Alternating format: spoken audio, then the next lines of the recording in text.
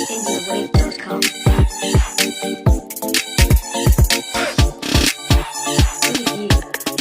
अस्सलाम वालेकुम नाजरीन, आज हम जिस जगह की वीडियो आप लोगों को दिखा रहे हैं उसका नाम है plaza España. Plaza España Barcelona की चंद खूबसूरत तरीन जगहों में से एक जगह है।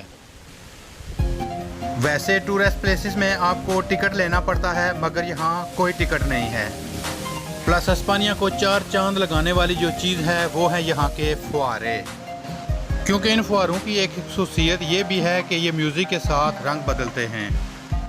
स्लो म्यूज़िक के साथ हल्के कलर नज़र आते हैं। जूं जूं म्यूज़िक तेज़ होता जाता है ये कलर भी तेज़ करते जाते हैं, जो एक ज़बरदस्त नज़ारा बनाते हैं।